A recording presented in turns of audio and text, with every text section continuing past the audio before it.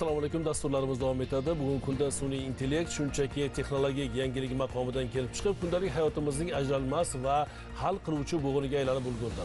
Atigi 2-3 yil muqaddam ushbu texnologiyadan asosan oddiy matnlarni shakllantirish yoki tasvirlar yaratish maqsadida foydalanilgan bo'lsa, hozirda vaziyat tubdan o'zgardi. Statistika portali tahlillariga ko'ra 2025-yilda global sun'iy intellekt bozori hajmi 250 milliard dollardan oshib ketdi va keyingi 7 yil davomida bu ko'rsatkich yiliga o'rtacha 37% ga o'sishi prognoz qilinmoqda. Sun'iy intellekt texnologiyalarining bunday misli ko'rilmagan shiddat bilan rivojlanishi o'z navbatida xalqaro hamjamiyatni hushyorlikka chorlab, yangi reallikka jiddiy yondoshishga undayapti.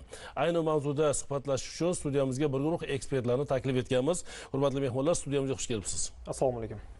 Bugun ushbu dolzarb mavzuda muloqot qilmoqchimiz, chunki jarayon bizda ham rivojlanib boryapti va ko'rsatkichlar, natijalari bor va shu bilan birgalikda oldinga qo'yilgan vazifalar, ularning ijrosi ham muhim ahamiyat kasb etadi. Bugungi mavzuyimiz sun'iy intellektni tartibga solish, innovatsiyalar va fuqarolar huquqlari o'rtasidagi muvozanatni ta'minlash masalalariga bag'ishlanadi. Ma'lumotlarga ko'ra, 2024-yilda 75 ta davlat qonunchiligida sun'iy intellekt tushunchasi qayd etilgan. Demak, dunyoda qonunchilik bazasi sun'iy intellekt davri talablariga moslashtirilyapti deyishimizga ham to'la asos bor. O'zbekistonda bu boradagi jarayonlar qanday kechyapti? Dastlab shu haqida fikrlaringiz marhamat.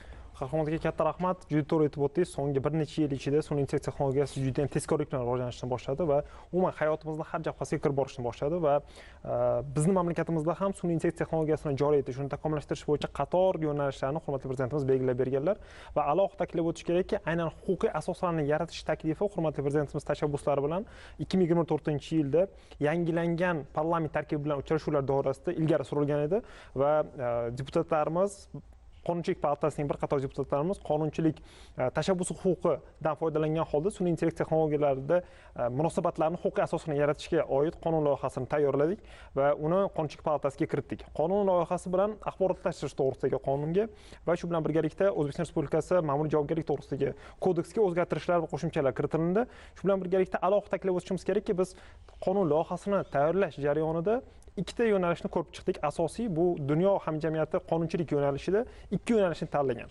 Birinchi yo'nalish bu keskin chegaralar yo'nalishi. Ya'ni biz shunday qonunlarni o'rganib chiqdikki, u yerda keskin chegaralar belgilab berilgan va bu o'z o'rnida o'zini salbiy ta'sirini ham ko'rsatgan. Ya'ni katta kompaniyalar, korporatsiyalar, sun'iy intellekt texnologiyani joriy etgan korporatsiyalar bu bozorga kirishi qiyinlashgan. Va ikkinchi yo'nalish bu yengil kuch yo'nalishi, ya'ni soha rivojlanish jarayonidan kelib chiqqan holatda undagi qonunchilikni takomillashtirib borish. Biz aynan mana shu ikkinchi yo'nalishni tanladik va alohida ta'kidlab o'tish kerakki, sun'iy intellekt texnologiyasining tushunchasi birinchi marotaba milliy qonunchiligimizda aks ettirildi. Shu bilan birgalikda alohida shu sohadagi davlat siyosatini yo'nalishlari belgilab berildi va eng muhim jihatlardan biri shundaki, sun'iy intellekt texnologiyalaridan foydalangan holda yaratilgan mahsulotlar insonning qadr-qimmati, uni huquqlari, ajralmas huquqlariga bevosita ta'sir o'tkazmasligi zarurligi belgilab qo'yildi va aynan mana shu huquqlarga oid qarorlar bevosita faqatgina sun'iy intellekt texnologiyalarida olingan natijalarga ko'ra tayinmasligi alohida belgilab qo'yildi. Va juda muhim jihatdan biri shundaki, ko'rib turibmiz, ming afsuski texnologiya rivojlangani sari undan salbiy holatlarda foydalanishni ham kuzatib turibmiz. So'nggi yillarda deepfake masalasi juda ham rivojlanib ketdi. Ayniqsa mana shu xalqaro hamjamiyatda ham ko'rib turibmizki, insonlarni yengil yo'l bilan sun'iy intellekt texnologiyalari orqali tayyorlangan mahsulot, video, audio yoki foto formatlar bilan tayyorlangan mahsulotlarda aldov yo'liga ishlatish masalasi kuzatyapmiz. Aynan mana shu narsalarni bu jiddiy masala. Ha, aynan mana shu masalalarni chegaralash olish uchun ham ulardan himoya qilish uchun ham biz aynan mana shu masalada ma'muriy javobgarlikni kiritdik. Rahmat. Behzod, endi zamon rivojlanyapti, texnikalar, sun'iy intellekt mana hayotimizga kirib kelyapti. Demak, qonunchilik ham bosqichma-bosqich demak rivojlanib boradi. Qonunchilik ham demak katta o'zgarishlar bo'lyapti va bundan keyin ham yanada takomillashadi. Bunda albatta deputatlarimiz ham o'z hissalarini qo'shadilar. Vazirdan bevosita jarayondan xabardorsiz, bu bo'yicha mutaxassissiz. Qanday rivojlanish bosqichlarimiz bor va nimalarga e'tibor qaratilyapti va qaysi sohalarni bugun qamrab olyapmiz?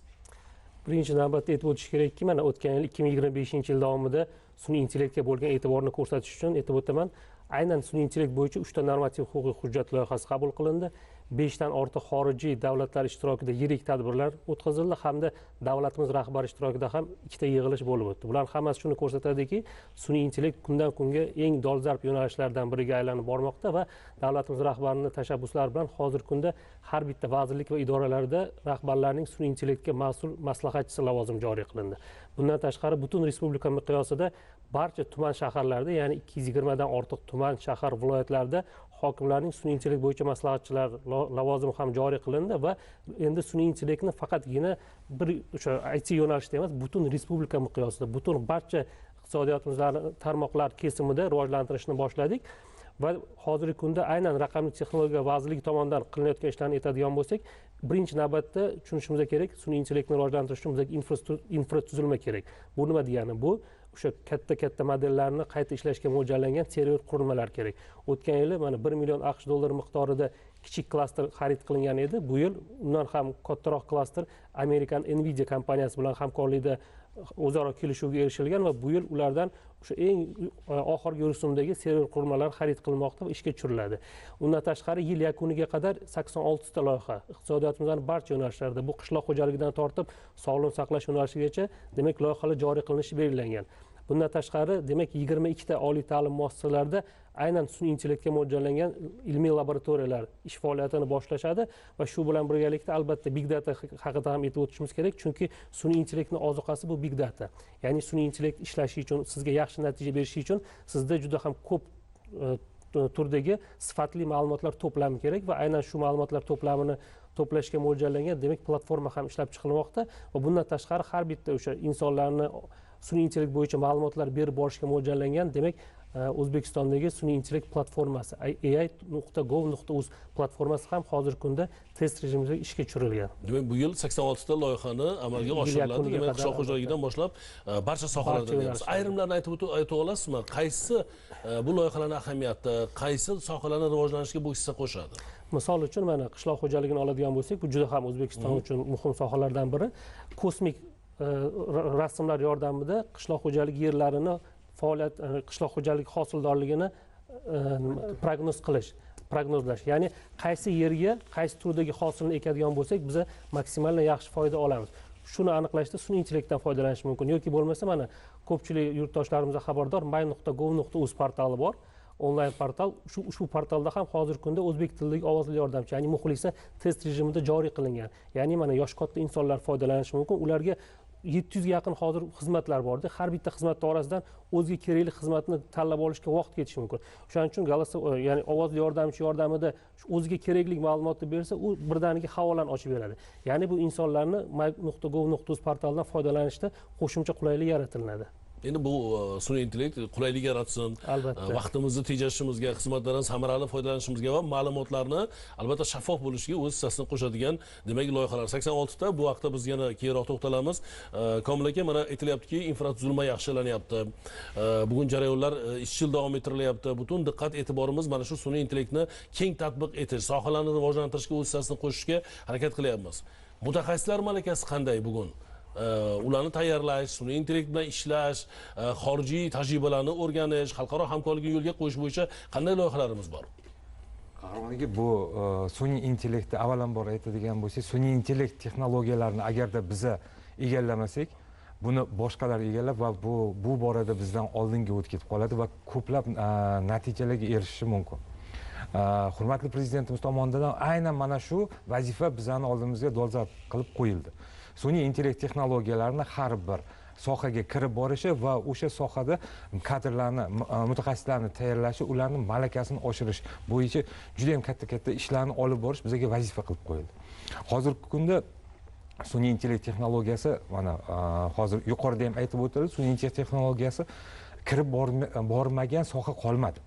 Har bir sohada, o'sha meditsina bo'ladimi, qishloq xo'jaligi bo'ladimi yoki bank sohasi, yurisprudensiya sohasi bo'ladimi, hamma sohaga kirib bordi. Endi bu yerda biza sun'iy intellekt texnologiyasini yaxshi yomon tomonini ajrata oladigan mutaxassis, hech bo'lmaganda o'sha foydalana oladigan mutaxassis darajasida kadrlarni tayyorlashimiz kerak. Mana chuqur tushunadigan, u vaqtda to'liq tasavvurga ega bo'ladigan va bugun raqobatbardosh kadr bo'lish kerak endi bu kadrlarimizdan oddiy kadr bo'lmaydi sun'iy intellektda, chunki sun'iy intellekt ham har kun rivojlanishda, har kun yangi bir texnologiyada yangiliklarni kuzatyapmiz dunyoda. Albatta. Endi bu yerda agarda sohalarda tatbiq etilganda biza ekspluatatsiya, ya'ni foydalana oladigan kadrlarni ishlab yetishtirishga e'tibor qaratadigan bo'lsak, undan tashqari yana bitta vazifa qo'yib berdilar. O'zbekiston Respublikasida sun'iy intellekt texnologiyasi ishlab chiqilishi kerak. Biza nafaqat sun'iy intellekt ishlab chiqilgan sun'iy intellekt texnologiyasidan foydalanishimiz, balki biza o'zimiz demak o'zimizni texnologiyamiz bo'lishi kerak. Texnologiyamizni ishlab chiqib, undan foydalanadigan auditoriya, undan foydalanadigan o'sha korxonalarni, sohalarni topishimiz kerak. Mana shu oldimizda ham mana shu vazifalar bor. Husanboy aka, siz ushbu jarayonda qanday bir vazifalarni bajaryapsiz? Sizni nuqtai nazaringiz bizga juda muhim va qanday bir faktlarni, dalillarni keltirasiz? Sun'iy intellekt sohasida shu malakali kadrlar tayyorlash, ularda shu sun'iy intellekt texnologiyalarida amalga oshirilayotgan shu loyihalarga jalb qilish bu juda ham katta bir dolzarb masala hisoblanadi. Muhtaram Prezidentimizning 2025-yil 22-oktyabrdagi 189-sonli farmonlari bilan bizda shu sun'iy intellekt va raqamli iqtisodiyotni rivojlantirish markazi davlat muassasasiga shu El-Yurt umidi jamg'armasidan dunyoning eng top 300 taligida tahsil olgan, shu bakalavr, magistratura, PhD o'sha bosqichlarda tahsil olib kelgan mutaxassislar jalb qilish ishlari amalga oshirildi va hozirgi kunda shu sun'iy intellekt yo'nalishida chuqur bilimga ega bo'lgan, bundan tashqari o'sha mutaxassisimiz aytib o'tdi, big data yoki data science yo'nalishida tahsil olib kelgan shu talabalar, ya'ni mutaxassislar jalb qilib hozirgi kunda sun'iy intellekt texnologiyasida amalga oshirib turgan shu loyihalar ustida ishlarni amalga oshirishyapti. Bundan tashqari bizda o'sha markazimiz bevosita shu sun'iy intellekt bo'yicha umuman koordinatsiya qiladigan markaz desam mubolag'a bo'lmaydi, chunki har bitta o'sha iqtisodiyot tarmoqlarida amalga oshirib turgan sun'iy intellekt texnologiyalari bo'yicha loyihalarda o'sha texnik topshiriqlarni ishlab chiqish, ularning konsepsiyasini ishlab chiqish va ularda barcha bosqichlarida shu mutaxassislarimiz tomonidan ishlar amalga oshiriladi. Qancha mutaxassislar mana jalb qilindi? Mana shunday bir xorijda o'qigan, malakasini oshirgan, ushbu sohani chuqur biladigan qancha mutaxassislarimiz bor hozir? Hozirgi kunda bizni sun'iy intellekt va raqamli iqtisodiyotni rivojlantirish markazida 10 nafar malakali mutaxassislar jalb qilingan. Bu yetarlimi? Bu o'z o'rnida yetarli deya olmayman, chunki shu shtat birligidan kelib chiqib, shu hozircha shu 10 nafar mutaxassislar jalb qilingan. Agar keyinchalik shu yana qo'shimcha ish o'rinlari bo'lsa, bizda o'sha bazalar bor, bitirib kelgan mutaxassislar to'g'risida ma'lumotlar bor. O'sha bo'shagan ish o'rinlariga qarab, ularni chaqirib, bevosita shu loyihalarga jalb qilamiz. Nima uchun yetarlimi degan savol berdim, chunki har bir sohaga kirib borgandan keyin tabiiyki u sohani rivojlantirishda o'zini sohasini tushunadigan mutaxassislarga talab, ehtiyoj oshib boraveradi kundan kunga, shu ma'noda aytyapman. O'zbekiston 2030 strategiyasida belgilangandek sun'iy intellekt yetakchilar sonini 5 million nafarga yetkazish maqsad qilingan. Bu haqda ham sizning fikrlaringiz kerak. Shuningdek, Prezidentimizning 2025-yil 22-oktyabrda qabul qilingan farmonda sohani rivojlantirish borasida muhim qadamlar belgilandi. Ko'zda tutilgan maqsadlarga bir e'tibor qaratsak, marhamat. 2025-yil 28-noyabr sanasida sun'iy intellekt texnologiyalariga oid katta xalqaro forum bo'lib o'tdi. Hurmatli Prezidentimiz boshchiliklarida forum doirasida aynan mana shu yuqorida taklif o'tgan 5 million sun'iy intellekt texnologiyalari yetakchilari loyihasiga ham start berildi. Yuqoridagi bundan oldingi savolga mantiqiy davomi sifatida aytishimiz mumkinki, nega 5 million sun'iy intellekt yetakchilar, nega 1 million emas, nega 2, nega 3 million emas? Hurmatli Prezidentimiz alohida mana shu forum doirasida nutqlarida so'zga chiqqanlarda aytib o'tgandilarki, mana shu so'nggi yillarda sun'iy intellekt va raqamli texnologiyalar yo'nalishida qariyb 2 milliard AQSh dollari biz investitsiya kirita oldik, xalqaro investitsiyalarni. Va shu bilan birgalikda aynan mana shu 2030-yilga qadar faqatgina axborot texnologiyalari xizmatlari eksportida 5 milliard AQSh dollariga yetkazish bizning asosiy maqsadlarimizdan biri deb aytib o'tdilar va bizga 3 yo'nalish alohida belgilab berildi. Ya'ni birinchi yo'nalishimiz bu kadrlarni tayyorlash, mutaxassislarni tayyorlash, ikkinchi yo'nalish bu infratuzilma, yuqorida aytib o'tishgandek Fazilniki, va uchinchisi bu loyihalarni joriy etish. 5 million yetakchilarimiz bu asosan albatta biz tushunishimiz kerak, yoshlarimiz bo'lishi kerak. Bu 22 millionga yaqin yoshlarimiz bor va ularni 5 millioni sun'iy intellekt texnologiyalaridan to'g'ri foydalanishni bilishi bizga katta kuch beradi. Nega? Sun'iy intellekt texnologiyada yuqorida aytib o'tilgandek eng muhimi bu baza. Ya'ni mana shu ma'lumotlar bazasini shakllantirish uchun to'g'ri murojaat qila olishimiz kerak sun'iy intellektga. Biz uni to'g'ri jadal til bilan aytganda tarbiyalay olishimiz kerak. Mana shu jarayonlarda biz mutaxassis vakillar bilan o'tgan yil boshida bir hisob-kitob qilib ko'rgandik o'zimiz. Ya'ni o'rtacha miqdorda endilikda sun'iy intellekt, generativ sun'iy intellektdan foydalanish jarayonlarimizda o'zbek tilida bir kuni taxminan 100-150 minggacha mana shu so'rovlar sun'iy intellekt texnologiyalariga kiritilar ekan. Lekin ularni qanday sifatliligi bu bir savol edi. Misol uchun ingliz tilida bu 1 milliardga yaqin ekan, agar ChatGPT ni nazarda tutadigan bo'lsak, lekin shu bilan birgalikda Google'da mana shuncha davr ichida Google o'zini faoliyatini olib borayotgan bo'lsa 14 milliard. Ya'ni sun'iy intellekt texnologiyalari juda tez rivojlanib bormoqda. Mana shu jarayonda bizga 5 millionta yoshimiz sun'iy intellekt texnologiyalaridan to'g'ri foydalanish, ularga to'g'ri so'rovlar berishni agarda to'liq mukammal bila olishadigan bo'lsa, biz bu so'rovlar orqali sun'iy intellekt bazasida o'zbek tili segmentatsiyasini juda ham yaxshi ko'tarib olgan bo'lardik. Ana shu jihatdan ham bu forum ahamiyati juda ham yuksak bo'ldi va davlatimiz rahbari bir nechta o'sha xalqaro uchrashuvlar doirasida ham o'z tashabbusini ilgari surgandilar va mazkur loyihani eng katta bizni homiylarimizdan biri bu Arab Amirliklarining eng yetakchi mutaxassislari, eng yetakchi kompaniyalari bo'lishdi, ta'lim muassasalari. Va bu o'rinda yoshlarimiz, vazirlik vakillarimiz to'liqroq ma'lumot berishsa kerak. Yoshlarimiz juda keng foydalanishga harakat qilishyapti. Chunki birinchi bosqichni o'zida juda ham ko'p yoshlarimiz ro'yxatdan o'tishdi. Biz 1 million dasturchi loyihasini samarasini yaxshi ko'rdik. 1 million dasturchi loyihasida 1 million 200 ming nafar yoshlarimiz sertifikat olishdi. Endi esa navbat sun'iy intellekt texnologiyalariga va o'ylaymanki bu o'zini samarasini albatta beradi. Rahmat Fazliddin. Farmonda ko'zda turgan maqsadlar, vazifalar haqida to'xtalsangiz va uning ijrosi qanday ta'minlanyapti? Endi 2025-yil 22-oktyabrda qabul qilindi farmon.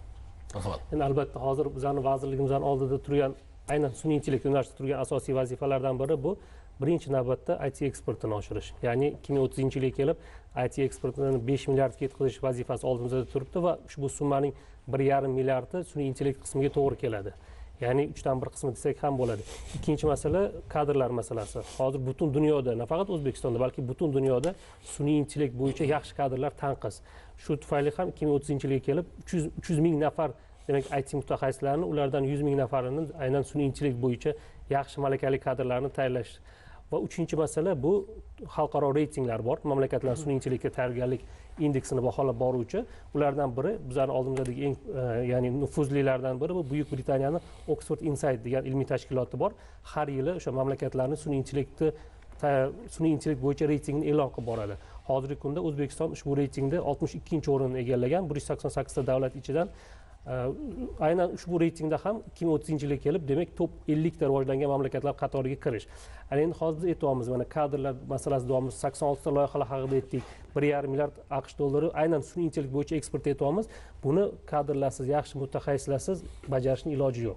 Aynan shuning uchun ham mana qo'shimcha qilib o'taman, 5 million sun'iy intellekt yetakchilar loyihasiga o'tgan yili noyabrda ishga tushirilgan bo'lsa, ushbu loyiha mana hozirgi kunga kelib 700 ming nafar demak yoshlar ushbu loyiha doirasida tahsil olmoqda. Ulardan 500 ming nafari sertifikatlarni qo'lga kiritdi. Bu nima degani? Bu albatta biz 5 millionta sun'iy intellekt bo'yicha mutaxassis tayyorlashimiz shart degani emas, chunki faqatgina yoshlarni sun'iy intellekt bo'yicha o'qitsak, boshqa sohalarda ham kerak-ku kadrlar. Bu degani nima degani? Mana hozirgi kunda ChatGPT bor, Gemini bor, DeepSeek, sun'iy intellekt mahsulotlar juda ham ko'p. Ulardan kundalik ravishda qaysi sohada faoliyat olib borishda qat'iy nazar, u qishloq xo'jaligida ishlaydimi, sog'liqni saqlashda ishlaydimi, bank sohasida ishlaydimi, agar sun'iy intellekt mahsulotlarini foydalanishni bilsa, bu birinchi navbatda o'zining ish samaradorligini va ish tezligini oshiradi. Va bu keyinchalik mana ko'pchilikda xavotir bor, sun'iy intellekt keyinchalik nima insonlarning ishini olib qo'yadimi, biz ishsiz qolib ketamiz degan xavotir bor. Men har doim shu savolga shunaqa javob beraman. Sizlarning ishinglarni kelajakda sun'iy intellekt emas, sun'iy intellektdan foydalanishni biladigan insonlar, hamkasbiylar olib qo'yishi mumkin. O'shaning uchun IT sohasida bo'lmasin, boshqa sohada faoliyat olib borsin, lekin sun'iy intellekt mahsulotlaridan foydalanishni bilsin. Aynan shu maqsadda ushbu loyiha ham ishga tushirilgan, Birlashgan Arab Amirliklari bilan birgalikda va bizning oldimizda turgan vazifalardan bittasi ham aholini sun'iy intellekt bo'yicha savodxonligini oshirish. Chunki mana yuqorida aytib o'tildi, sun'iy intellekt rivojlanyapti, yaxshi, lekin uni tangan ikkinchi tarafi bor. ya'ni sun'iy intellekt keltirib chiqaradigan xavf xatarlar bor. O'sha mana deepfake haqida gapirildi. Ya'ni insonlarni o'sha aldov bilan pullarni olib qo'yish yoki boshqa firibgarliklar yo'li ko'payadi. Insonlar sun'iy intellekt mahsulotlaridan foydalanishni bilsa, tabiiyki ulardan o'zini himoya qilishni ham biladi. Aynan shu masala bo'yicha ham biz insonlarning yanada ko'proq savodxonligini oshirishimiz bizdan talab qilinadi va bunga qo'shimcha ravishda nafaqat aholi, balki davlat xizmatida faoliyat yurituvchi xodimlarning ham malakasini oshirish yo'lga qo'yilgan. 2025-yilda o'tgan yili 3000 nafar demak davlat tashkiloti xodimlari malakasi oshirilgan bo'lsa, bu yil ushbu ko'rsatkichni 6000 nafarga yetkazish ham rejalashtirilgan. Yuqoridagi fikrlardan kelib chiqib aytishimiz mumkin, demak biz innovatsiya va huquq muvozanati, ya'ni nazorat va erkinlik tutashgan nuqtani demak birgalikda topa olishimiz kerak. Va har bir mutaxassis mana shunga juda e'tibor berish kerak. Nazorat qay darajada bo'lishi kerak va aniq chegaralarni biz nimalarda ko'ramiz? Mana yaxshi tomonini aytyapmiz, uni salbiy tomonlari ham bor. Marhamat. Sun'iy intellekt texnologiyasi, nafaqat sun'iy intellekt texnologiyasi, balki har qanaqa texnologiyani oladigan bo'lsak, uni salbiy tomoni ham va ijobiy tomoni ham bor. Sun'iy intellekt texnologiyasini salbiy tomonini umuman olganda biz kadrlarning malakasini oshirishda shunga e'tibor qaratishimiz kerakki, undan salbiy tarafda qanday foydalanish mumkin, ijobiy tarafda qanday foydalanish mumkin. Ya'ni oq-qorani taniy oladigan foydalanuvchi sifatida kadrlarni, mutaxassislarni tayyorlashimiz kerak. Bu birinchi tarafdan. Ikkinchi tarafdan o'sha sun'iy intellekt texnologiyani ishlab chiqarishda axloqiy normalari degan tushuncha mavjud. Butun dunyoda bu juda ham muhim sanaladi. Hozirgi kunda respublikamizda ham bu borada mutasaddi vazirliklar tomonidan ishlar olib borilmoqda. Mana shu axloqiy normalarni kiritib qo'yishimiz juda ham muhim. Bu axloqiy normalarida nimani qilish mumkin-u, nimani qilish mumkin emasligini sun'iy intellekt agarda o'zi buni bilib oladigan bo'lsa, unga odamlar yoki shaxslar tomonidan bu yomon ish amalga oshirilayotganini yoki amalga oshirilmayotganligini aniqlashga yordam beradi. Endi mana yuqorida bir fikrni aytib o'tdilar, Fazliddin, bizni ishimizni olib qo'yadi sun'iy intellekt, ishsiz qolamiz deyapti, lekin sun'iy intellekt rivojlangani bilan aytganingizdek yangi kasblar paydo bo'ladi. Yangi demak, soha demaymiz, o'sha kasbni mukammal biladigan, o'sha sohani tushungan demak mutaxassislarga ehtiyoj ortib boradi. Yana bir muhim savol bermoqchi edim, hurmatli mutaxassislar, ilmga halol sun'iy intellekt degan tushuncha ham kirib kelyapti. Bu ilmiy ishlar va dissertatsiyalarni tayyorlashda tadqiqotchi o'rnini texnologiya egallashning oldini olishda qanday biz choralarni ko'rishimiz kerak? Hozirgi kunda shu ilm fan yo'nalishidagi eng og'riqli savollardan biri desam bo'ladi. Ya'ni hozir umuman olganda tadqiqotchilar doimiy ravishda tadqiqot qilib turganda eng oson yo'ldan borishga harakat qiladi. Ya'ni shu ChatGPT chiqqandan keyin dunyo statistikasida ko'radigan bo'lsak, ko'plab o'sha tadqiqotchilar shu kutubxonalarga yoki qanaqadir o'sha tadqiqot markazlariga tashrif buyurishni kamaytirishgan. Chunki shu ChatGPTga so'rov bersa, unga kerakli ma'lumotlarni beradi yoki u uchun olishi mumkin bo'lgan manbalarni chiqarib beradi. Ya'ni bu o'z navbatida yaxshimi, yomonmi? Biz bilan bog'laylik, bizga ham chiqarib beryaptimi, foydalanyaptimi? Masalan, ilm bilan shug'ullanayotgan yoshlarimiz va muammo nimada? Bu muammoni qanday yechish kerak shunda? Bu nima uchun masalan sun'iy intellekt tayyor dissertatsiyani yozib berish kerak, ilmiy ishlarni qilib berish kerak, nima uchun? Unda u qanday himoyachi bo'lishi mumkin? Ruxsat bersangiz, biz bir narsani tushunib olishimiz kerak, texnologiyadan foydalanishni chegaralay olmaymiz. Lekin biz texnologiyadan to'liq foydalanishni o'rgatishimiz mumkin. Bugungi kunda generativ sun'iy intellektlardan hattoki maktab o'quvchilarimiz ham foydalanishyapti. Bu ochiq, ya'ni biz ko'rishimiz mumkin, ya'ni ular foydalanishni boshlashdi. Lekin boshqa masala turibdi bizda. To'g'ri foydalanishyaptimi yoki yo'qmi? Yuqorida siz prezidentimiz farmonlarini esga tushirdingiz, ya'ni 2025-yil 22 oktyabrda hurmatli prezidentimizdan aynan mana shu sohani takomillashtirish va rivojlantirish bo'yicha farmonlar imzolandi. U yerda alohida belgilab qo'yildiki, mana shu maktab jarayonlarining o'zida o'quv darsliklarida sun'iy intellekt texnologiyalaridan foydalanish bo'yicha normalarni kiritib borish va ularga to'g'ri tushuntirib berish. Shu bilan birgalikda oliy ta'lim muassasalarida 15 ga yaqin sun'iy intellekt laboratoriyalarini tashkil etish. Bularni barchasi yuqorida ta'kidlab o'tganlaridek etik qoidalarni ishlab chiqishi, ularga to'g'ri foydalanish masalalarini berish kerak. Va boshqa bir masala ham bor. Sun'iy intellekt texnologiyasi xohlaymizmi biz yo'qmi, baribir bizning hayotimizga kirib keladi. Men esimda 2000-yil boshlarida 25 yil oldin, chorak asr oldin televideniya orqali ijtimoiy roliklar aylantirishardi, ya'ni o'sha bosma mashinkalar yaxshimi yoki kompyuter texnologiyalari yaxshimi degan ustunligini ko'rsatib berishardi. Biz shunda ko'pchilik men esimda hattoki mana shu bosma mashinkalar yaxshiroq, bizga qulayroq degan fikrni ham bildirishgan. Insoniyat doimo yangilik oldida qo'rquv bo'ladi. Yuqorida aytib o'tilgandek, ertaga u bizni ishimizdan olib qo'yishi mumkin, ertaga u bizga to'sqinlik qilishi mumkin degan narsa. Bu qo'rquv qachonki yo'qoladi? Qachonki bizni bilimimiz oshsa, biz texnologiyani to'liq qamrab ola olsak. Xuddi shunaqa bizning talabalarimiz ham tushunishlari kerakki, ertaga sun'iy intellekt ularni boshqarish kerak emas. Ular sun'iy intellektni boshqarishlari kerak. Shu jihatdan biz barchamiz yuqorida aytib o'tilgan 86 ta loyiha doirasida ham, talabalarning dissertatsiyalari, ilmiy ishlar doirasida ham sun'iy intellektni faqatgina bizga yordamchi assistent sifatida ishlata olishimiz kerak. Biz qanday foydalanyapmiz hozir? Mana yuqorida aytyapmiz-ku, mana dissertatsiyalarni yozishda, ilmiy ishlarni yozishda yoki maktabda hatto o'quvchilarimiz bugun sun'iy intellekt imkoniyatlaridan foydalanib o'zini manfaati yo'lida osonlashtiryapti ko'p ayrim o'quvchilarimiz, to'g'rimi? Hattoki hozirgi kunda ota-onalar ham o'rganib qolgan. Masalan, o'sha farzandi bilan uy ishlarini bajarishda bevosita o'sha uy ishlarida berilgan vazifalarni ChatGPT ga beradi va undan olingan ma'lumotlar asosida shu bolalarni tarbiyalashda ham ko'proq foydalanishyapti. Ya'ni buni statistikasini ko'radigan bo'lsak, yaqinda o'sha maktabda kanikul ta'tili boshlangan paytda ko'radigan bo'lsak, ChatGPT dan foydalanish o'sha statistikasi tushib ketgan. O'sha paytda demak, o'quvchilar uy ishlarini bajarmagan paytda ota-onalar ChatGPT ga murojaat qilishmagan. Endi dissertatsiya masalasiga keladigan bo'lsak, bu hozirgi kunda har bitta oliy ta'lim muassasasida shu plagiyat tizimi bor. Ya'ni ChatGPT da yozilgan o'sha dissertatsiyalarda bemalol tizimga solib bemalol aniqlay olishadi. Ya'ni ChatGPT dan foydalanib dissertatsiya yozishda umuman olganda xato deya olmayman. Undan ma'lumotlar olish kerak, lekin har bitta tadqiqotchi, har bitta o'sha oliy ta'lim muassasasi bitiruvchisi o'zini fikri ham bo'lishi kerak. Ya'ni undan olib, tahrirlab, undan berilgan manbalardan olib, o'zini bilimlarini boyitib olsa, u dissertatsiyasini ilmiylik darajasi yana ham oshadi va uni demak yoshlarimiz mana shu jihatga demak samarali foydalanib, manba sifatida foydalanishi mumkin. Demak, to'liq unga yuklanib olish kerak emas, uni imkoniyatlaridan o'zini maqsadni to'g'ri qo'ygan holda demak foydalanishimiz kerak bo'ladi. Hurmatli mehmonlar, bugungi tashrifingiz va bizga bergan ma'lumotlar uchun sizga rahmat deymiz. Sun'iy intellektni tartibga solish, bugun yaratilayotgan imkoniyatlar va olib borilayotgan loyihalar, mana yil davomida 86 ta loyiha amalga oshiriladi. Biz ana shu loyihalarning samarasi haqida keyingi muloqotlarimizda siz bilan suhbatni davom ettiramiz. Rahmat tashrif uchun. Hurmatli teletomoshabinlar, dasturlarimiz davom etadi. E'tiboringiz uchun tashakkur. Xayr salomat bo'ling, bizdan uzoqlashmang.